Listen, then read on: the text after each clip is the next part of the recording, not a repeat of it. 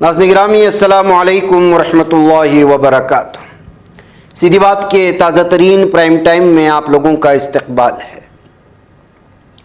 ناظرین گرامی، میں انصار عزیز ندوی اس وقت ایک اور موضوع پر گفتگو کرنے جا رہا ہوں۔ آپ لوگوں کو اطلاع کر دوں کہ آپ کی دی جا رہی امانتوں کو حقداروں تک پہنچانے کا لگاتار یہ سلسلہ جاری ہے۔ آج بھی تازہ بستی کی کچھ خبریں اور وہاں کی ویڈیوز وغیرہ آئی تھی، جس کو ہم نے آپ لوگوں کے سامنے رکھا بھی، اور اس وقت بھی آپ ہمارے اسکرین پر اس کو دیکھ رہے ہیں۔ لہٰذا جن احباب کو مزید اس میں شریک ہونا ہے اور کتنے بڑے پیمانے پر اس بستی میں بھی کام ہوا ہے، آپ اس سے اندازہ لگا سکتے ہیں۔ تو مزید اس میں شریک ہو جائیں۔ نیچے واٹس ایپ کی تفصیلات دی جا رہی ہیں، مزید کچھ بستیوں میں پہنچنا ہے، انشاءاللہ تعالیٰ اس امانت کو بھی پہنچانے کی پوری کوشش ہوگی۔ واٹس ایپ کر دیں، آپ کو تفصیلات مل جائیں۔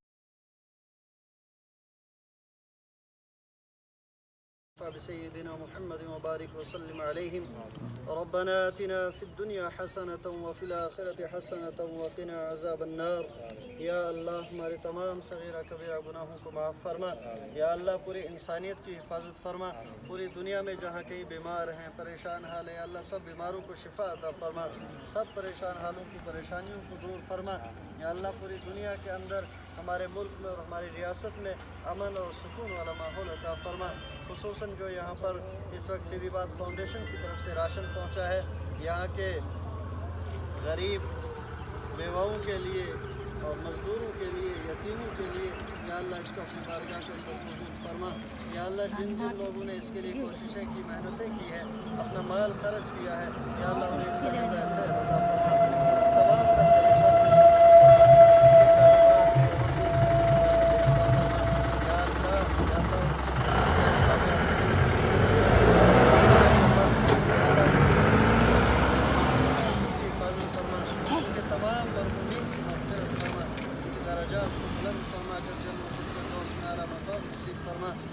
خصوصاً سیدھی بات فاؤنڈیشن کے چیئرمین مولانا انصار عزیز ندوی صاحب کو اجر عظیم عطا فرما۔ یا اللہ ان کے اس کار خیر کو اپنی بارگاہ کے اندر قبول فرما۔ یا اللہ زیادہ سے زیادہ ان سے کام لے لے۔ یا اللہ ان کے اس کام کو ترقی عطا فرما، ان کے چینل کو ترقی عطا فرما، ہر قسم کے نظر بد سے ان کی حفاظت فرما، ظالمین کے ظلم سے ان کی حفاظت فرما، حاسدین کے حسد سے حفاظت فرما۔ پوری دنیا کے اندر خصوصاً ہماری ریاست میں جہاں جہاں ان کا کام چل رہا ہے، یا اللہ صلی اللہ تعالی علی خیر خلقہ سیدنا محمد وعلی آلہ وصحبہ اجمعین برحمتک۔ بھارت میں عام انتخابات ہیں 2024 کے، آپ جانتے ہیں۔ ایسے موقع پر کس قدر بڑا فائدہ اٹھاتے ہیں کارپوریٹ ادارے، اور کس طرح جال بچھایا جاتا ہے الیکشن کے کاروبار کا، اور کس طرح اس میں پھنسائے جاتے ہیں اور پھنس جاتے ہیں، اور کیا کچھ ہوتا ہے آپ جانتے ہیں۔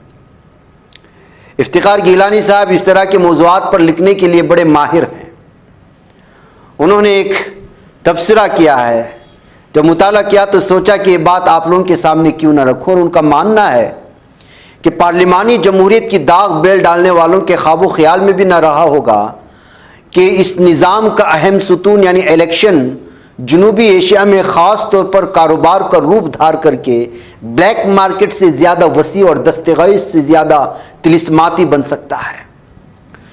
مجھے یاد ہے کہ جب ہندوستان میں الیکشن کمیشن نے پارلیمانی انتخابات لڑنے والے امیدواروں کے لیے اخراجات کی حد کو 75 لاکھ اور بڑے حلقوں میں 95 لاکھ کی، تو ایک دن میں نے دارالحکومت دہلی میں اپنے حلقہ جنوبی دہلی کا دورہ کر کے معلوم کرنے کی کوشش کی کہ ایک امیدوار کو پارلیمنٹ کا الیکشن لڑنے کے لیے کس قدر رقم کی ضرورت پڑتی ہوگی۔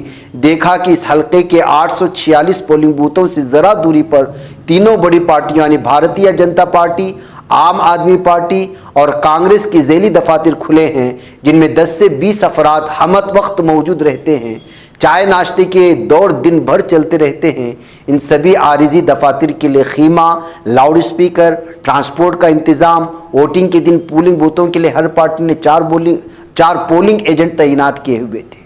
جب خیمہ کرایہ پر دینے والوں، لاؤڈ اسپیکر فراہم کرنے والوں اور جن ہوٹلوں سے ناشتہ چائے وغیرہ آتی تھی اس سے پتہ کیا تو معلوم ہوا کہ ہر امیدوار کا خرچہ ایک ماہ کی کیمپنگ کا 3.5 کروڑ سے کم نہیں تھا۔ یہ 2014 کی کہانی ہے. یہ خرچہ اب 10 کروڑ سے زیادہ تجاوز کر گیا ہوگا. یہ رقم اس کے علاوہ ہے جو پارٹی کا مرکزی دفتر تشہیر اور لیڈروں کے جلسوں کے انعقاد کے لیے خرچ کرتا ہے. بہت سے امیدوار اپنی انتخابی مہم کے دوران نقد رقم اور تحائف، سائیکل، ساڑیاں، فون، کچن کا ساز و سامان اور یہاں تک کہ بکرے، مرغ اور شراب کی بوتلیں بھی ووٹروں کو لبھانے کے لیے دیتے ہیں، اور ہم نے کئی مناظر دیکھے ہیں. ایک محتاط اندازے کے مطابق بڑے جلسوں یعنی وزیر اعظم نریندر مودی کے ہر جلسے پر 50 کروڑ روپے کی لاگت آتی ہے. اس میں ان کی نقل و حمل کی لاگت شامل نہیں، کیونکہ اس کا خرچہ ہندوستانی فضائیہ اور ان کی حفاظت پر مامور اسپیشل پروٹیکشن گروپ کو اٹھانا پڑتا ہے. اپوزیشن کو بھی بڑی ریلیوں پر اتنی ہی یا کچھ زیادہ ہی رقم کرنی پڑتی ہوگی، کیونکہ ان کو چارٹرڈ جہاز، ہیلی کاپٹر وغیرہ کا کرایہ اپنی جیب سے ادا کرنا پڑتا ہے. امیدواروں کے لیے پھر ایک اور خرچہ انتخابات کے بعد کا ہوتا ہے، جب ان کو بھاری رقوم خرچ کر کے چارٹرڈ اکاؤنٹ متعین کرنے پڑتے ہیں، جو ہیر پھیر کر کے الیکشن کمیشن کو بتاتے ہیں کہ انہوں نے اس کی متعین کردہ حد کے اندر ہی رقوم خرچ کی ہیں.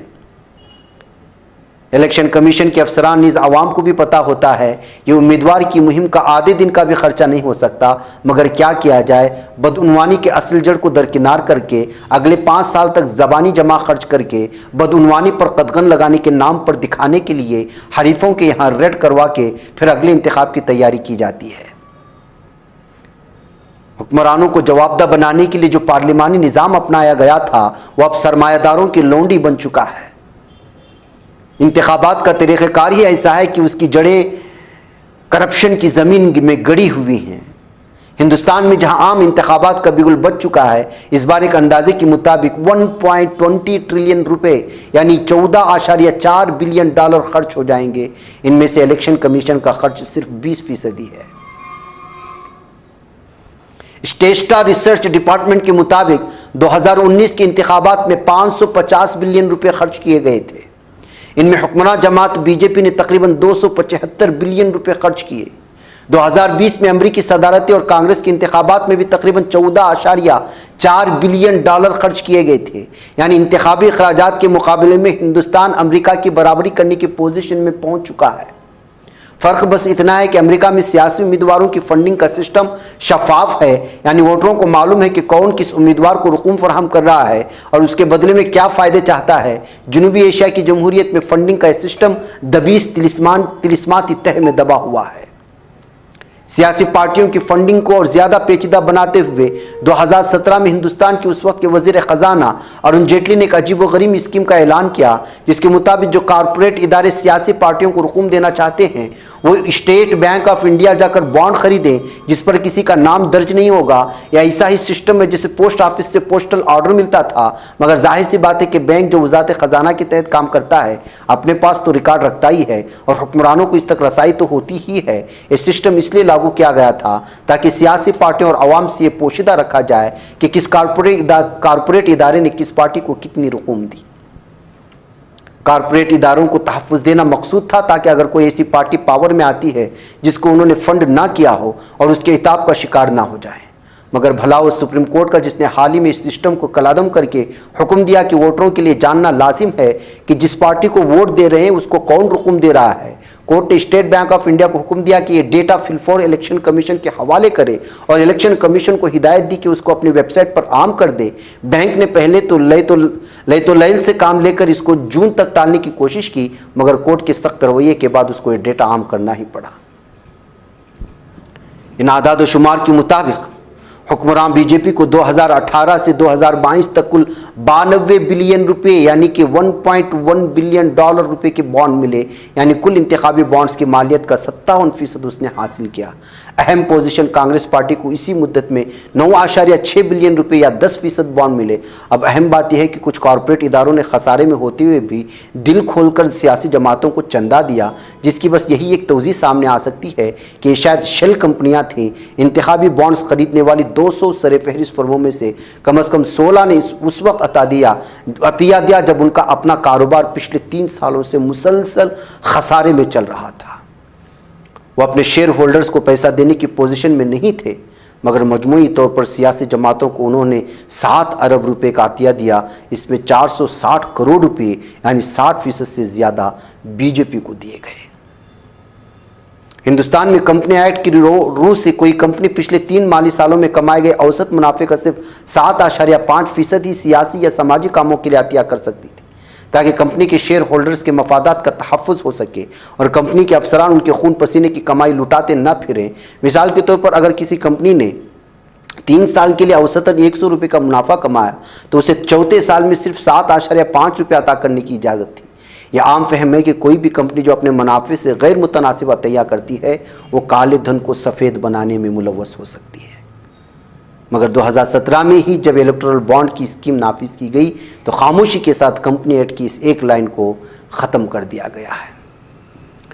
بہرکیف ناظرین گرامی، تفصیلات لمبی ہیں کہ کون سی کمپنی نے کس کو کتنا دیا اور یہ کیا سب دھوکہ دے رہا ہے، اور شراب کی کمپنیاں ہو یا ڈرگس کی کمپنیاں ہو، میں آپ کو بتاؤں گا، ایک اور رپورٹ بھی اس میں ساری تفصیلات آ جائیں گی۔ اس سے آپ اندازہ لگا سکتے ہیں کہ آپ کی جیب میں قدغن لگایا جاتا ہے، یہاں سے لیا جاتا ہے، آپ جو الیکشن لڑ رہے ہوتے ہیں عوام تک پہنچنے کے لیے ان پر خرچ کیا جاتا ہے، ووٹوں کو خریدا جاتا ہے، پھر یہ جا کر کے ایم پی کی کرسی پر بیٹھ جاتے ہیں، تو ظاہر سی بات ہے کہ جو اپنا اتنا بڑا سرمایہ جیتنے کے لیے لگائے ہوں وہ عوام کے لیے کیا کام کریں گے۔ اسی سوال کے ساتھ میں اس تفصیلات کو آپ کے حوالے کرتا ہوں، مجھے اجازت ہے۔ السلام علیکم ورحمۃ اللہ وبرکاتہ۔ تکمیلی تلبینہ، طاقت، صحت اور شفا کے لیے سنت اور طب نبوی کا بہترین نسخہ۔ ناظرین، کیا آپ بھی خوشحال مالداروں کی طرح کامیاب بزنس کر کے ہزاروں اور لاکھوں روپے کمانا چاہتے ہیں؟ اگر آپ کی ہاں ہے تو آج ہی سے اپنے علاقے میں تکمیلی تلبینہ کا آسان بزنس کرنا شروع کریں اور چند ہی مہینوں میں کامیاب بزنس مین بننے کے طریقے بہترین تجربوں کے ساتھ سیکھیں۔ بزنس مین بننے کا یہ موقع کہیں آپ کے بھی ہاتھ سے چلا نہ جائے، اس لیے ابھی ہم سے رابطہ کریں۔ 9890963757 Takmili food products private limited, Malegaon, India. بچ پاتا ہے کوئی صحافی کی نگاہوں سے، ملاتا ہے یہ لوگوں کو محبت کی پناہوں سے، کرم اور درد مندی کا ہے ایک سنسار، سیدھی بات عزیمت جرأت و ہمت کا ہے اظہار، سیدھی بات عزیمت جرأت و ہمت کا ہے اظہار، سیدھی بات۔ یہ چینل حق نگر بن کر کچل دیتا ہے فتنوں کو،